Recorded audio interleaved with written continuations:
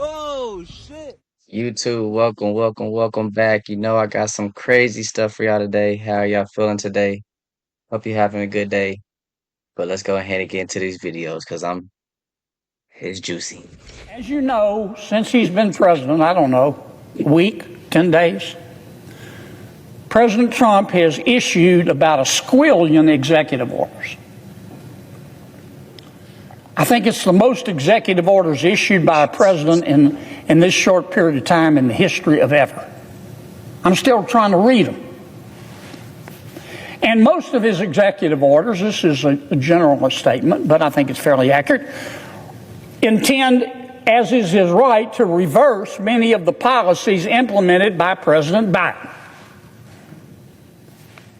And I think it was yesterday, the Office of Management and Budget under President Trump, under an acting director, issued a memorandum. And the memorandum went out to all agencies of the federal government, and it said, look, you've seen the president's executive orders changing federal policy, which he has the right to issue. So hold up spending any money, OMB said to the various agencies, that would implement President Biden's policies as have been changed by President Trump. And the OMB was very careful in its initial memorandum and in its explanation later to say, look, we're not talking about direct payments to people. We're not talking about Medicaid. We're not talking about Medicare. We're not talking about Social Security. We're not talking about SNAP benefits. Very careful. Well, people around here today have been screaming like they're part of a prison riot. Oh my God, the president's not following the law. Like this had not happened before. Again, I'm not saying that two wrongs don't make it right, but they do make it even. I'm just trying to give you a little context. Some of my Democratic friends have been running around, and some of my friends in the media have been running around like a 5-year-old in a Batman t-shirt, screaming that the world is coming to an end and the Impoundment Act is being violated. Yo, tell me this isn't comedy. Tell me, come on. You're running around like a 5-year-old in a Batman's t-shirt. And the take care clause of the Constitution has been thrown into the garbage bin as if this sort of hesitation to spend money has never happened before in Washington, D.C. I think they said that Trump overthrew like 350 executive orders in the first week of being in office. It might have been within less than the first week because he did more. He was every day. What were you doing on that day? On that day specifically, responding to preparing to mobilize and deploy the National Guard once we got the lawful request from the local governing authority, which was the mayor of D.C. and the Speaker of the House. Now, how many days in advance were you working to prepare the Department of Defense to help secure the Capitol on January 6th? Days in advance, Senator, we were in the Oval Office on an unrelated national security matter with the President of the United States, the Secretary of Defense, the Chairman of the Joint Chiefs of Staff, and myself. And the president authorized up to 20,000 plus National Guardsmen and women to secure any security measures necessary related to the Capitol. So we were moving to the fullest extent of the law before the requisite request came from a local governing authority days ahead of time. And while you were Chief of Staff at DOD, how many times did DOD approach Capitol Police and ask if they needed National Guard assistance? I believe those letters are well documented, numerous instances, and numerous of those instances, those requests were shut down. Now, am I correct that the Capitol Sergeant at Arms said assistance was unnecessary? That's correct, Senator. Who did the sergeant at arms report to? The Speaker of the House. That would have been Nancy Pelosi at the time. Is that correct? Yes, Senator. And would that also be Chuck Schumer, then the Senate Majority Leader? The Sergeant at Arms, yes, Senator, reports up there. Did Mayor Bowser, the Democrat elected mayor in D.C., either request or allow National Guard assistance? She put in writing on the days leading up to January 6th a declination for National Guard additional support. And that letter is available publicly to the world. So What? and just to speak English for folks at home, a declination meant she said no, don't send National Guard. Is that right? Yes, sir. Let me ask you a simple question. What position? Birthright citizenship. Yeah, it make you think all this stuff be planned, like planned to the T. I think so, yeah. Look, birthright citizenship was, if you look back when this was passed and made, that was meant for the children of slaves. This was not meant for the whole world to come in and pile into the United States of America, everybody coming in and totally unqualified people with perhaps unqualified children. This wasn't meant for that. This was meant, when it was originally done, for the children of slaves. I saw some people the other day cry. What? I need to see something now. Yeah. Yeah. Saying, oh, I don't know, Trump has removed money. He said he's not giving us any more money. Watu wanalia. Why are you crying? It's not your government, it's not your country.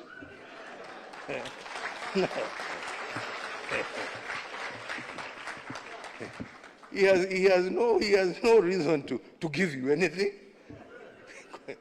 I mean, you don't pay taxes in America. He is appealing to his people. Shauri yenu bwana. This is a wake-up call for you to say, okay, what are we going to do to help ourselves? Instead of crying, tujiulize, what are we going to do? Haya, ametoa hiyo pesa, sasa tutafanya namna gani jameni? What are we going to do?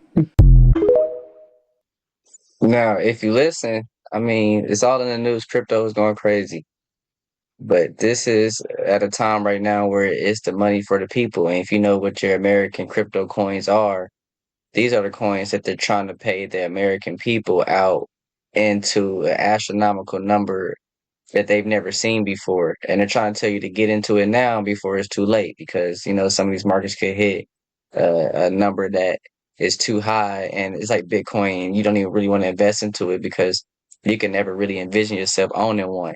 Well, they're telling you to jump into it now while there's sense, so you can be a part of America's wealth, and that's why they're trying to stop all this stuff from going on because this is our money that they're trying to take outside of the country. But so if you just connect the dots, you know, we're all here. So let's keep it rolling.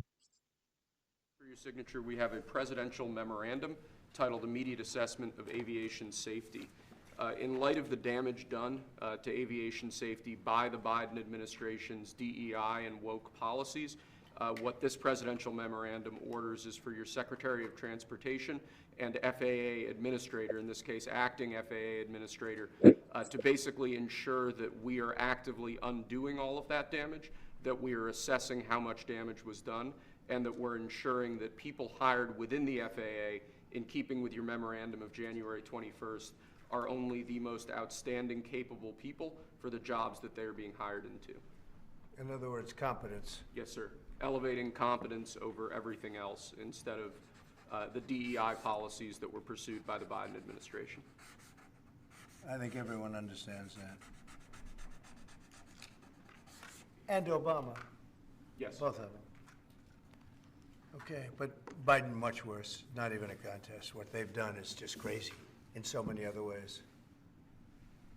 Okay? Mr. President, to be clear, are you saying race or gender played a role in this tragedy? It may have, I don't know. Incompetence might have played a role.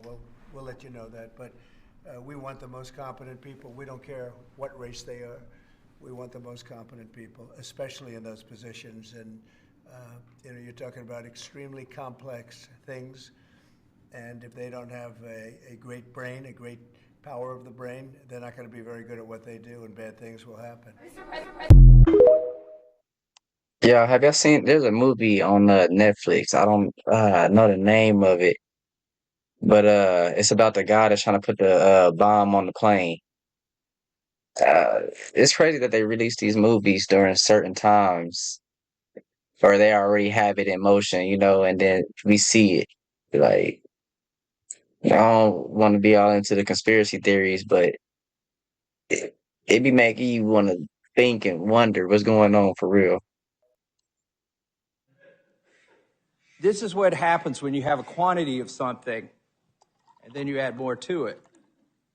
This is dilution. The principle is so simple that a child can understand.